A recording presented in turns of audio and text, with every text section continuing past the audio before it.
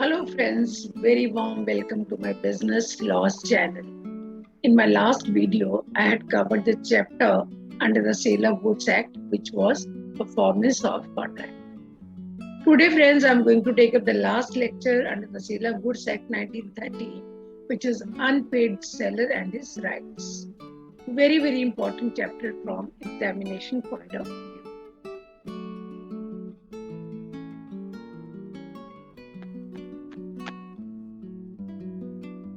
Now the question arises, who is an unpaid seller? Unpaid seller has been defined under section 45 subsection 1. According to this section of the Sale of Goods Act, the seller of the goods is deemed to be an unpaid seller in two cases. The first case is when the whole of the price has not been paid or tendered. And second is when a bill of exchange or other negotiable instrument has been received as a conditional payment, but which is subsequently dishonored. Now, negotiable instrument, that is promissory note, bill of exchange, or check. If it is honored, then the seller becomes paid seller. And if it is dishonored, then that seller remains unpaid seller. Now, moving ahead, friends. Now, what are the features of unpaid seller? Very clear from this PPT. The goods must have been sold on cash basis. The goods must have been sold on credit basis and the period of credit has expired. He must be unpaid fully or partially. Even if part of the amount has not been paid, but still he will be known as the unpaid seller. Then seller is not an unpaid seller where the buyer tenders a payment, but the seller refuses to accept it. So if buyer tenders a payment, he does not accept it, then he ceases to be the unpaid seller. And now I'll take a very important heading. What are the rights of unpaid seller? Now, rights available under the unpaid seller we can classify under two heads. When the ownership has passed, when the ownership has not passed. When the ownership has passed, then the buyer has two rights. Unpaid seller has two rights against the buyer, rights against the goods, and rights against the buyer personally. Rights against the goods here, when the ownership has passed, when the property and goods has passed. And then, in that case, unpaid seller has three rights against the goods, when the ownership has passed.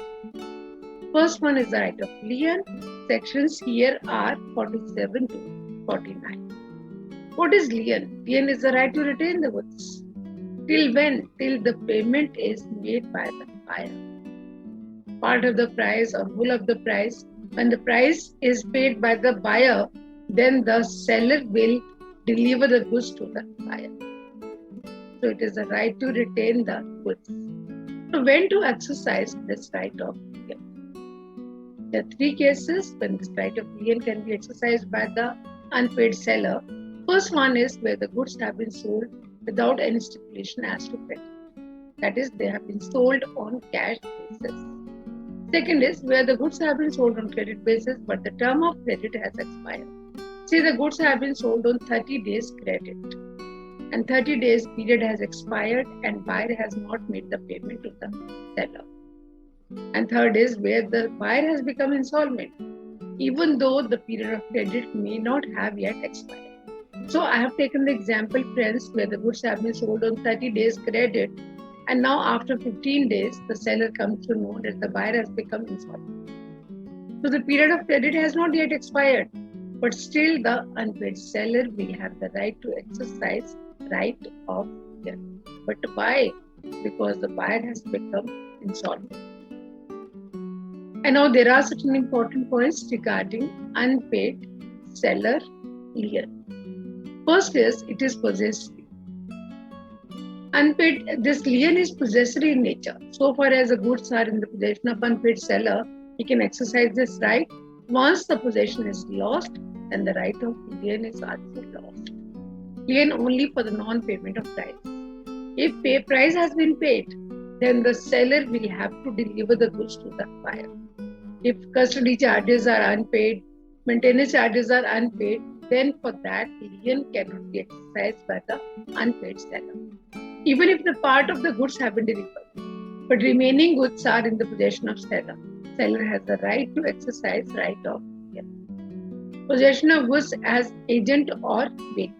Even if he is possessing the goods as agent or bailey, in that case, friends, he will not have the right to exercise right of property in goods or documents of a title to the goods. So if the ownership has passed or documents of title to the goods have passed, documents have been delivered, then also he will have the right to exercise the right of lien over the goods. Particular lien. This is a particular lien because lien can be of two types. One is the general lien, second is particular lien. It is a particular lien which is available to the unpaid seller. Decree for the price of the goods. Even decree can be obtained, from the court. Okay, for the price of the goods.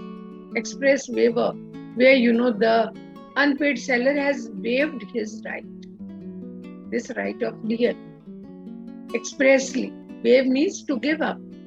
Then he has no right to exercise right of lien because he has waived this right. And now, friends, when will the lien lost? When is the right of lien lost?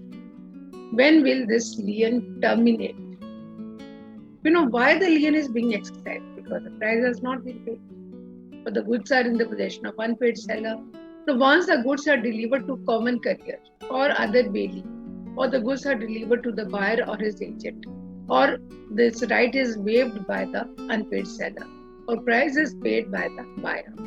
So in all these cases, the right of lien will be lost. This right of lien will come to an end. This right of lien will terminate. Now moving ahead, friends, and now I will talk about the second right, which is the right of stoppage of goods in transit. And sections here are section 50 to 52. The right of stoppage of goods in transit means the right to stop further transit of the goods while they are with the courier for the purpose of transmission to the buyer. Say, for example, friends, seller of Delhi wants to transmit these goods through the railway company to buyer of Mumbai. And now, the goods have been handed over by the seller to the railway authority. And now, seller comes to know that the buyer has become insolvent. So, friends, you all know he cannot exercise right of lien. But then there comes a second right, which is known as the right of stoppage of goods in transit. Now the goods are in transit and he wants to stop the transmission to the buyer. He has lost the possession of goods and he wants to regain or resume the possession of goods till his payment is made or price is tendered by the buyer. So this is the meaning of the right of stoppage of goods in transit. When can this right be exercised? When the buyer has become insolvent, when the buyer's seller must be unpaid either wholly or partially. The goods are in the course of transit and he must have parted with the possession of goods. The goods are not in the possession of unpaid seller or seller. He has delivered the goods to the railway authorities or shipping authorities or air authorities, but they are with the common carrier, middleman. And then the seller comes to know that the buyer has become insolvent. Then, friends, he cannot exercise this right of lien. He can exercise second right, which is known as the right of stoppage of goods in transit. The goods are in transit now. He can stop the goods in transit.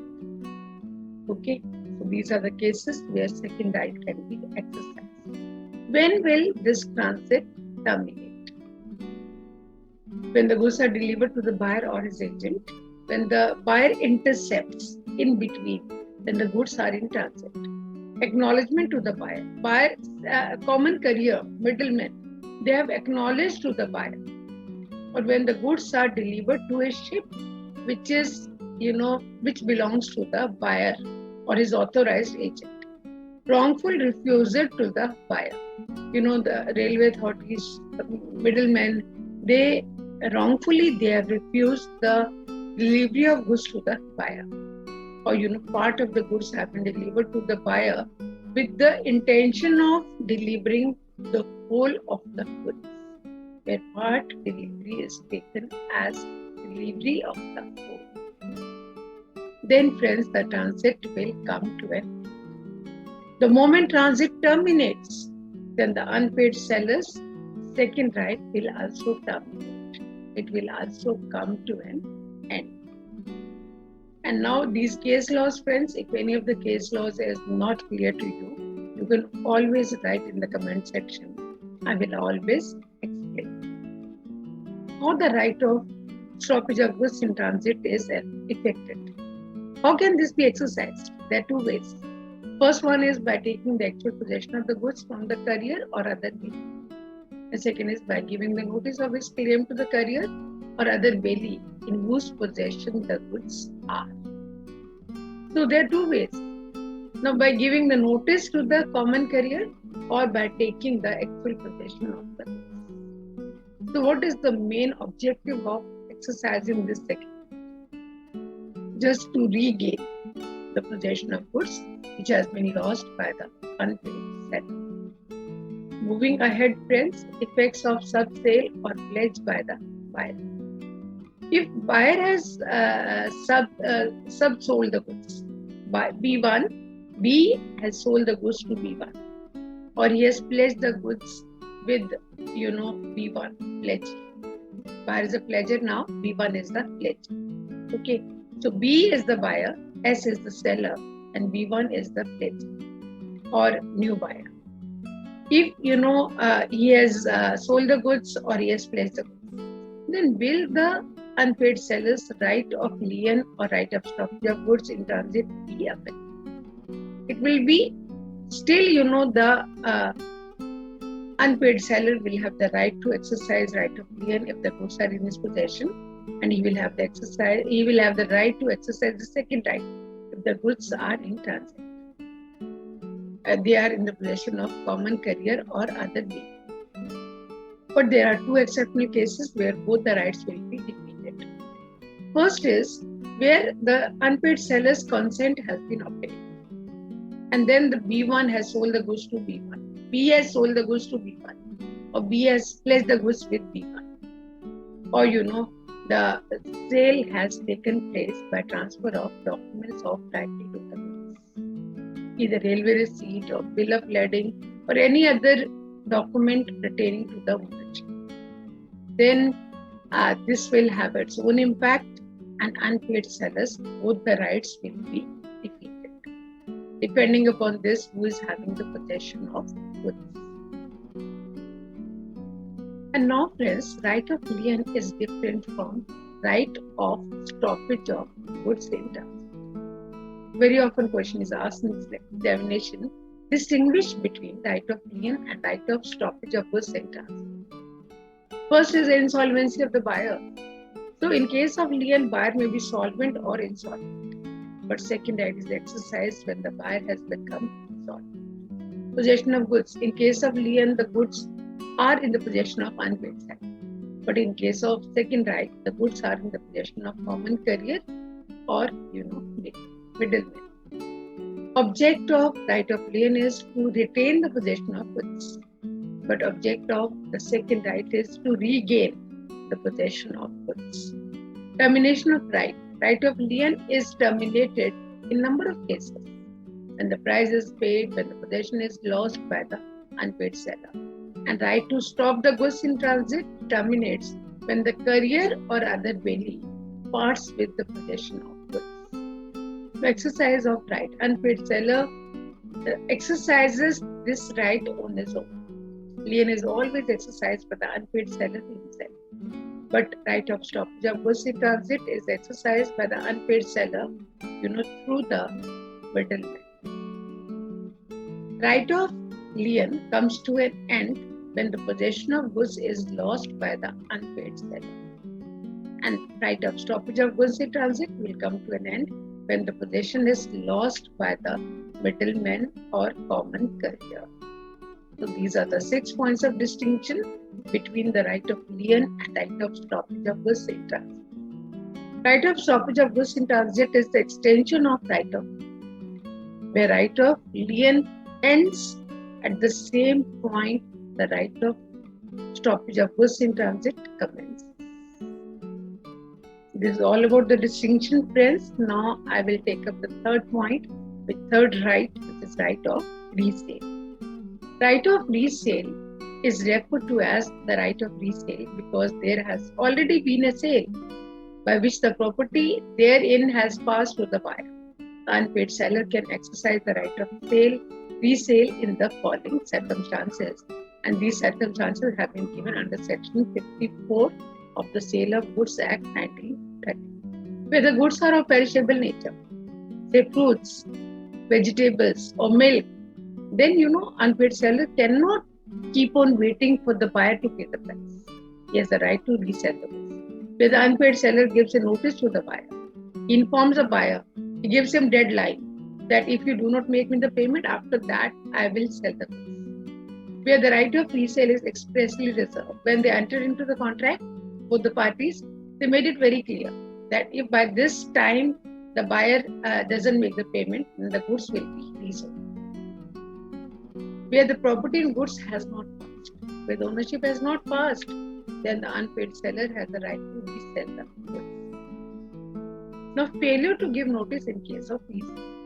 He has to serve the notice. If he does not serve the notice, what will be the impact of this? If the goods are resold by the seller without giving notice to the buyer, the seller cannot recover the loss suffered on resale. Moreover, if there is any profit on resale, he must return it to the original buyer. He cannot keep such surplus with him. This is a provision which has been contained under Section 54, subsection 2. In this sense, the notice of resale becomes obligatory, that is, it is legally compulsory or mandatory. Rights of an unpaid seller against the buyer personally. Now, friends, I have told you in the very beginning, where the ownership has passed, the unpaid seller has 3 rights. One is the right of lien, second is the right of stoppage of goods in transit, and third is the right of resale. When the ownership has not passed, then only one right, which is right to withhold the delivery of goods. Unpaid seller has the possession, he has the ownership, then he wouldn't like to deliver the goods to the buyer. Only one right, which is right to withhold the delivery of goods. Now, what are the rights of unpaid seller against the buyer personally? These rights have been provided under Section 59 to 61 of the Sale of Goods Act 1930. Suit for price, damages for non-acceptance, damages for repudiation of the contract, suit for interest or special damages. Suit for price. Seller has a right to file a suit against the buyer for the recovery of price. Goods correspond with the order, but they have not been accepted by the buyer yet. Then seller has a right, he can file a suit against him for the damages for non-acceptance of goods. Damages for cancellation of the contract. Buyer has cancelled the contract, which results in some loss to the seller. Then seller has a right to recover those damages from the buyer. Seller has a right to recover interest from the buyer or special damages. So special damages are always allowed in the special circumstances. So rate of interest, prevailing rate of interest, buyer will have to pay the price to the seller. So what rights are available to the buyer against the seller? Let us presume now, seller has committed a fault. There's a breach on the part of seller. What rights are available to the buyer against the seller now? Suit for damages for non-delivery of the goods. Why the seller has not delivered the goods to the buyer? And if it has resulted in some loss to the buyer has a right to recover damages, file a suit for the recovery of damages for the non-delivery of goods. Suit for specific performance. Specific performance is one of the remedies which is available to the injured party against the guilty party. Specific performance means carrying out the actual obligations of the party. If the goods are not available in the market and they are rare goods, then the buyer has the right. He can request the court to give the order for specific performance to the guilty party seller. Suit for breach of warranty. If there is a breach of warranty on the part of seller, then the buyer has the right to recover damages. Suit for cancellation of contract. Seller has cancelled the contract without any justifiable cause. Then the buyer has suffered a certain amount of loss. The buyer can recover these damages from the seller. Suit for interest. Buyer has paid the price and now seller has not delivered the goods to the buyer. It becomes a duty of the seller. He must return the price along with the prevailing rate of interest. So friends, these are the various remedies or rights we may call available to the buyer against the seller. Thank you, friends. It is all from my side for this chapter, Unpaid Seller and his rights. I hope you will like the content. Do press on the bell icon to get notifications of my future videos. And do subscribe to my channel if you have not subscribed yet. Stay healthy and keep smiling always. We will meet soon. Okay, friends. Goodbye.